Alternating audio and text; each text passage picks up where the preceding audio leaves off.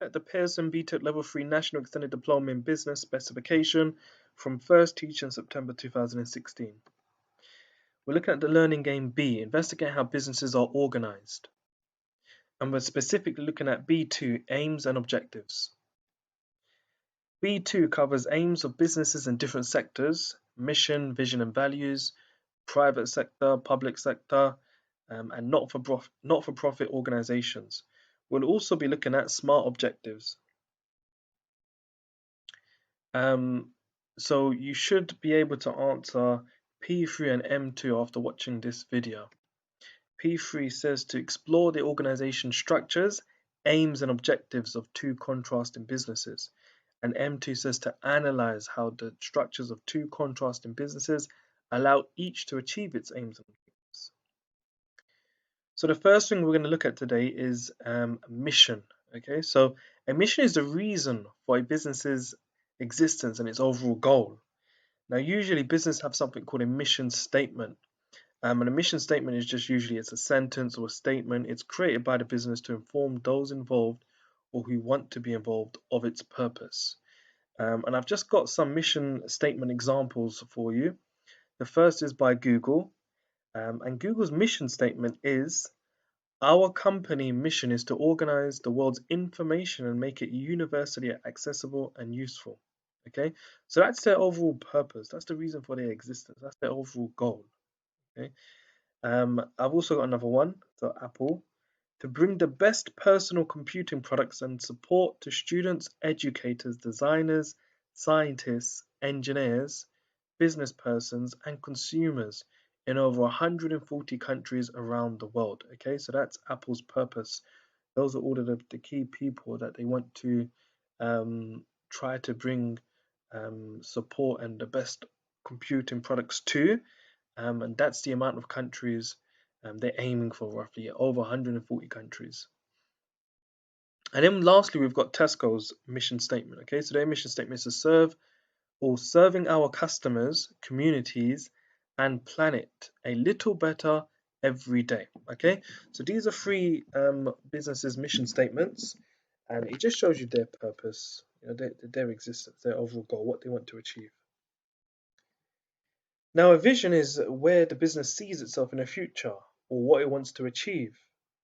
It gives everybody involved in the business, all stakeholders, a clear focus, a sense of direction if ever anybody is lost, and it prevents misdirection. So it should prevent you from going in the wrong direction or trying to achieve the wrong or the incorrect things that the business isn't trying to achieve. Okay, and all people within the business should proactively work towards this vision. Now, usually businesses have something called a vision statement, and I've got two examples of a vision statement here. Apple's is to make the best products on earth and to leave the world better than we found it. And Tesco's is to be the most highly valued business by the customers we serve, the communities in which we operate, our loyal and committed colleagues, and of course our shareholders. Okay, so a mission is basically a mission statement is a business's purpose, and a vision statement is where the business sees itself in the future, okay, or what it wants to achieve. And lastly, we've got values. Values are a set of principles or beliefs that a business has. All are expected to share in these values.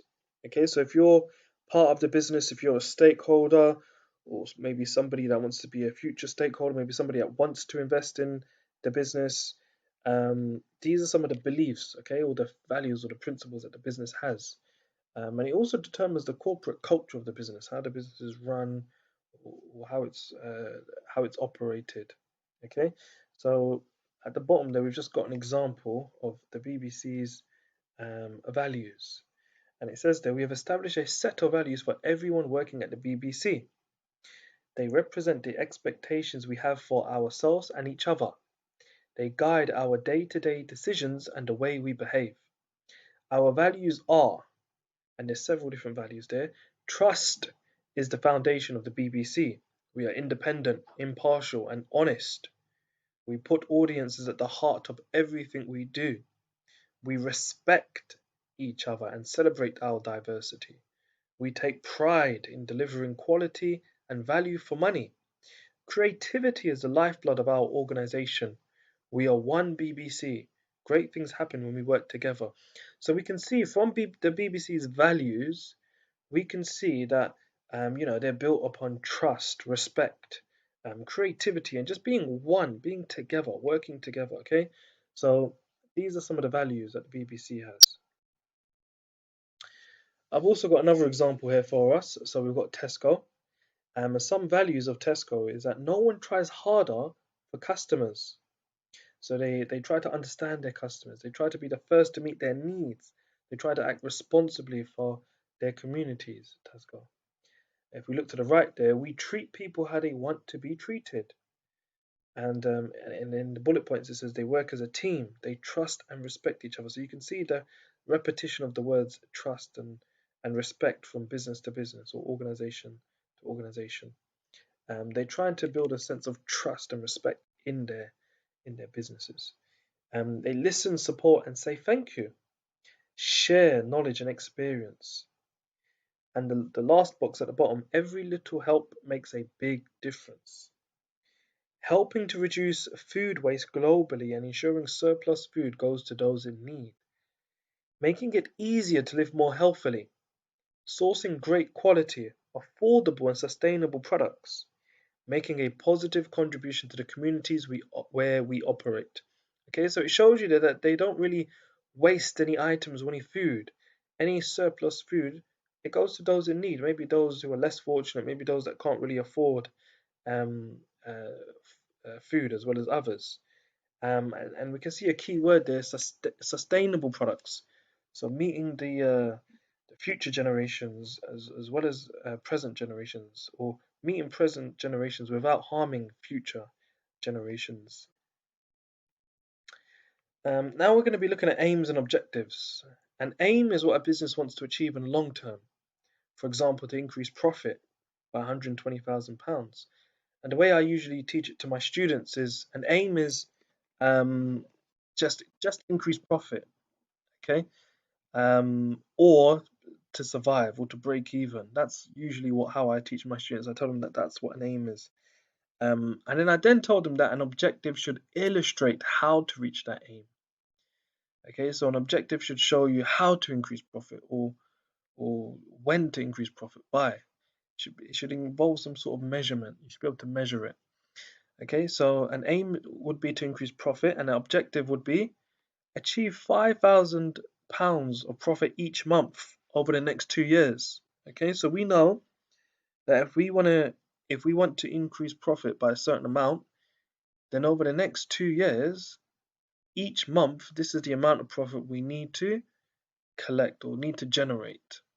Okay, now at the bottom there, we've got business aims or objectives. Okay, so different teachers may teach it slightly differently, but I like to just call these business aims really. So these are survival. Now, survival is a business aim or objective, usually for a newly started business. Okay, and usually their aim or their objective would be to survive. Okay, they've just started out in the world. They need to survive. They're not going to make a profit straight away. They may do, but usually their aim or their objective is to survive. Okay, now they may be making a loss, but why is that a good thing? Because it is a good thing because then they'll be able to build their customers. They'll be able to provide good, high quality service to the local community, and they'll be able to maybe steal customers from competitors. Now, during that time, you're gradually building your customer base. You're gradually building a name for yourself. The name of your business is getting out there. People are starting to hear about you, and hopefully, you should be able to soon break even. Okay, now breaking even is when your total cost equals your sales revenue, basically. Okay, your total sales revenue, and that means that you're not making a profit or a loss. Okay, you're breaking even. So once a newly formed business, their aim is to survive. Once they begin to survive, or they start to sell some of their products and they build a name for themselves, so they get a few customers. Their next aim or objective is to now break even. So after that, after they begin to break even, their next aim or objective should be to make a profit. Okay. Um, and as the business grows or gets bigger or starts to sell more units, or sell more of their product or service, their aims and their objectives slowly start to change. After that, their aim or objective might be to increase market share. Okay, and market share is the percentage of total sales a business has in a specific market or industry. Okay, so it just shows you how much of a percentage one business owns in a whole industry. Okay, that's what market share is. So certain businesses might own 20% market share, maybe 5% market share. The whole point is now they're aiming to increase their market share. Okay, and once you begin to increase your market share, your next aim may be to expand. Okay, so maybe you've opened up a business in the local community. Maybe you want to open up another business, another outlet, another shop. Okay, maybe you want to open it locally, um, possibly a 10-minute drive, 20-minute drive. Maybe you want to open it in a different city. Okay, maybe you want to open it up in a different country. So it's all about expansion, opening up more outlets. After that, it's about ethical now or environmental objectives. So we may be looking at environmental objectives, reducing our carbon footprint or reducing the amount we pollute, okay, or to recycle more, or use sustainable products or items, or be more sustainable. And we may be looking at ethical aims or objectives. For example, using products which have a fair trade sticker on it, okay, ensuring that our suppliers are operating in a fair way. They're paying their workers a fair wage. They're not exploiting them, so on and so forth. The working conditions for them are positive and not negative or illegal. So we'll be looking at ethical aims and objectives as well. An example is like Lush, for instance. They don't like to use their products to experiment on animals. Okay, or sorry, the products that they use, the ingredients or the items aren't tested on animals. Okay, so that's a good point about Lush. Now, different sectors have different aims and objectives. So we've got a few different aims and objectives in yellow. Your task is, can you categorize the following aims and objectives into the table below? So we've got the private sector, public sector, and not-for-profit organizations. And again, your task is to categorize the following aims and objectives in yellow into the table below. So if you want, you can pause the video now and you can just maybe discuss, if you're watching this with another person, discuss, or you could just write down where you think those aims and objectives belong to. Okay, so I'll give you a moment now. Pause the video. Okay, so you should have paused the video and you should have attempted that activity. On the next page, I'm just going to show you the answers. Okay, so these are the answers. In the private sector, we've got organizations like PLCs, public limited companies, LTDs, private limited companies, partnerships, sole traders. Now, in the private sector, these are the aims and objectives in the private sector generally. Okay, so their aims and objectives would be to survive, to break even, profit maximize, to expand, and to have objectives of market share or market share leadership. And in the public sector, remember the public sector is any organization really owned by the government. Okay, so usually their objectives would be service provision, just making services available to people.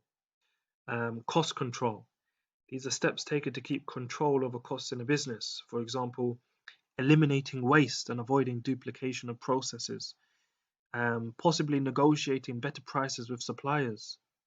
Simplifying processes and procedures. and possibly outsourcing cheaper activities. So activities that the business doesn't need to do in the UK, maybe they can outsource that to another country or from another country, or just outsource different activities from different organizations. Value for money, so just ensuring that people are getting value for their money.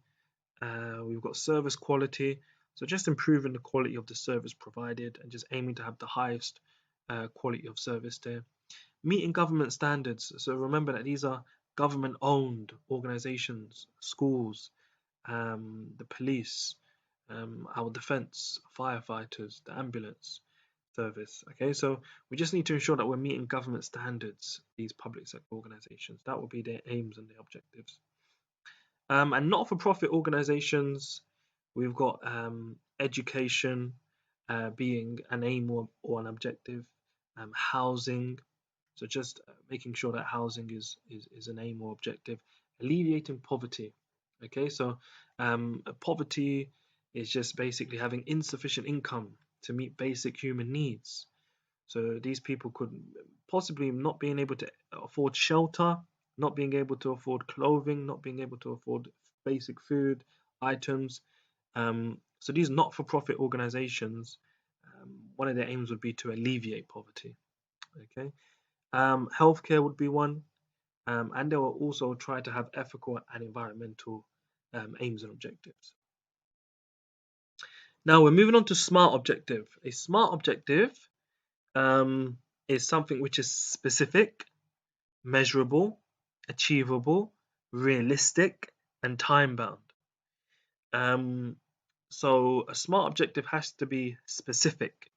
It needs to be concise. It needs to be straight to the point. It needs to be specific. Okay, the objective has to be specific. It can't be broad. It can't be general. It has to be certain something that we're aiming towards. A smart objective has to be measurable. We must be able to measure it. Is it by the end of a year, end of a month? How many of the product or how much profit are we trying to generate? How many products are we trying to release? It must be measurable. How many products are we trying to sell? How many units are we trying to sell? It has to be measurable. We have to be able to measure it. Is it achievable and realistic? I usually put these two together, achievable and realistic. I usually teach them together because is the amount we're trying to sell achievable and is it realistic for the business? Are we trying to sell 10 by the end of the week or of whatever the item is? Or are we trying to sell 1 million by the end of the week, again, of whatever the item is? It has to be achievable. It has to be realistic. Okay, it can't be unrealistic. And the last one, the T, stands for time bound. So there needs to be a time attached to it. Yes, we want to sell 10 units of whatever it is the business is selling, but how long have we got to sell those 10 units? Again, is it by the end of the week, end of the day, end of the year? Okay, so it has to be time bound. Now, we've got some smart objective examples below. We've got 5 of them. The first is to develop and release 2 new apps by the end of 2022. Okay, it's specific.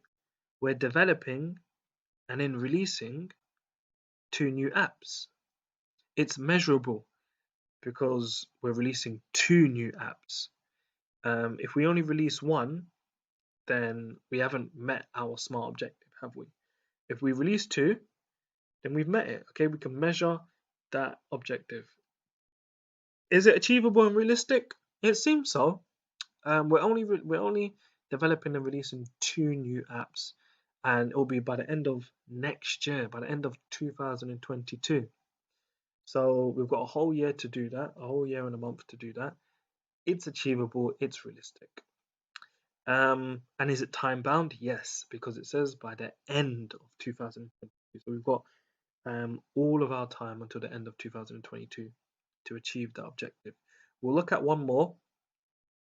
To increase profit by 10% by the end of 2022. Is it specific? Yes, we're increasing profit. Is it measurable? Yes, we're increasing profit by 10%. So whatever, however much profit was last year, 10% more of that. Okay. Is it achievable and realistic? Yeah, 10% doesn't sound like it could be out of reach. It doesn't sound unrealistic as well. If they turned around and said 90% to increase profit by 90%, that might be unrealistic. That might not be achievable. But 10% seems achievable. It seems realistic. And is it time bound? Yes, because it's at the end of 2022. Okay, so whenever you're looking at a smart objective, that's the way how to analyze and to try and to identify whether an objective is smart or not. Okay, just go through the words, the letters: specific, measurable, achievable, realistic, time bound. Now, your task is: can you create 2 smart objectives for a newly established bike shop for January 2021? Okay, so this newly established bike shop has been created um, in January 2021. You need to create 2 smart objectives for it. Okay, now again, you can pause the video, have a go at thinking and creating 2 smart objectives. So I'll give you time to do that now. Okay, you should have paused the video and you should have had a go at creating 2 smart objectives for a newly established bike shop in January 2021. These are the answers, okay? So one of the answers could be to break even by June 2021. Is it specific? Yeah, because we're breaking even. Is it measurable? Yes. It doesn't say a specific amount of units that we need to sell, but it's measurable because we need to break even. Okay, you need to measure your total costs against your total revenue, and they need to match each other basically. Okay, and there shouldn't be a profit or a loss. Okay, you shouldn't be making a profit or loss. You're breaking even. And it's measurable because we can check. Okay, we can check each month as well, from January to June. At the end of each month, we can check: are we breaking even yet? And if we are, then we're on target.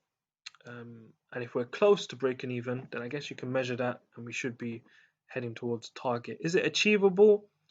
Is it realistic? Yeah, because we've opened up in January 2021, and we're aiming to break even by June. So that's 6 months. That's half a year to break even.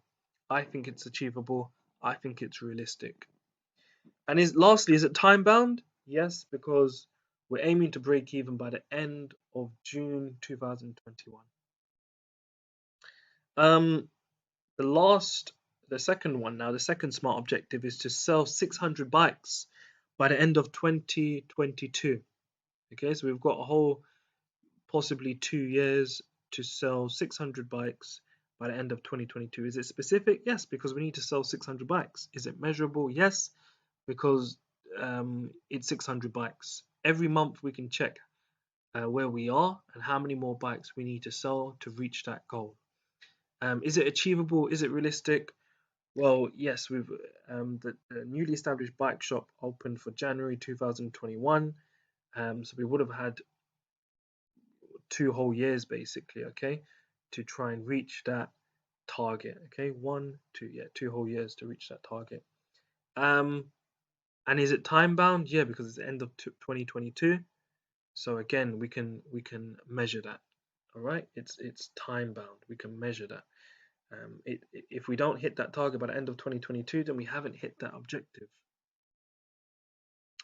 Now, your task is to research and identify the mission statement, vision, and values of your 2 selected organizations: your profit-making organization and your not-for-profit organization. And your second task is to investigate and explain the aims and objectives of your 2 selected organizations. Okay. Now, if you want, you can follow me on Instagram at Mohsin_teacher. That's my teacher account. And if you've got any messages that you want to ask me, you can ask me there as well as dropping a comment on this YouTube video. Thank you.